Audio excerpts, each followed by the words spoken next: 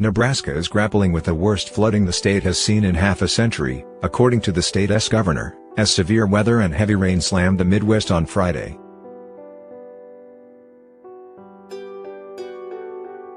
On Friday, Nebraska Governor Pete Ricketts called the flooding historic, adding that he would be surveying the extent of the damage.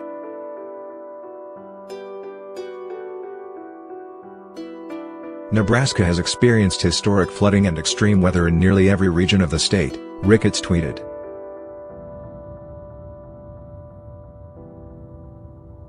The Nebraska Emergency Management Agency tweeted that emergencies had been declared in 53 counties, 41 cities and 1 tribal area as of Friday night.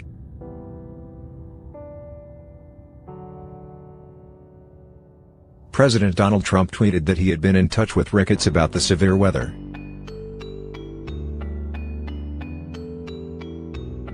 The people of Nebraska across the Midwest, especially the farmers-ranchers, are feeling the impacts from severe weather, he said. The first responders' emergency response teams have done a great job dealing with record flooding, high winds, road closures.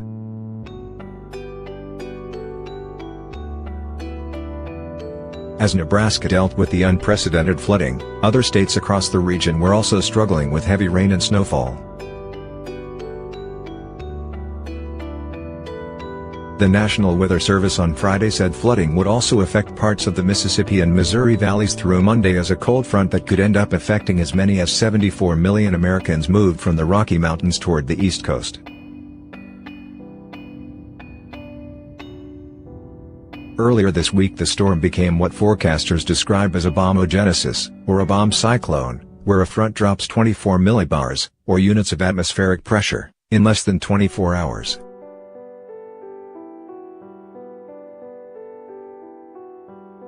The system was bringing with it not only 2 to 3 inches of rain but temperatures warm enough in some areas to melt snow and ice, which is contributing to flooding, officials and forecasters said.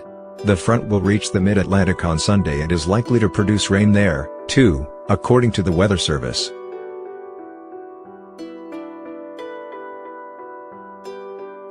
Emergencies have been declared in parts of the Midwest because of flooding set off in part by rapid snowmelt, officials said Friday.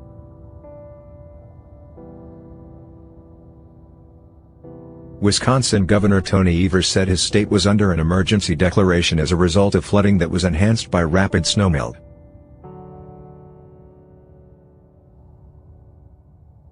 Many residents and communities across our state have been responding to flooding that has impacted homes, businesses, and cities and towns across Wisconsin, Evers said in a statement.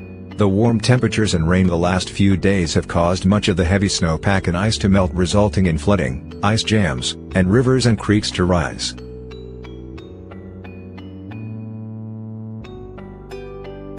His declaration includes deployment of the Wisconsin National Guard for emergency response and recovery. The city of Columbus, Wisconsin, which warned residents of rising flood waters at several locations, set up a shelter for those who wish to evacuate.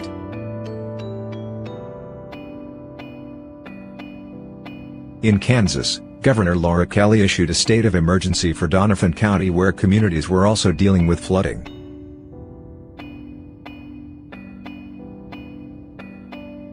We urge residents to be aware of their safety, Kelly said in a statement. Floodwaters can be deceptive.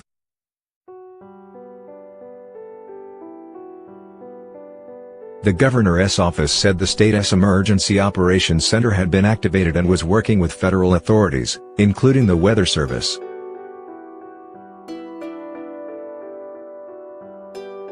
Iowa Governor Kim Reynolds issued a disaster proclamation Friday as a result of flash flooding that has been impacting her state since midweek.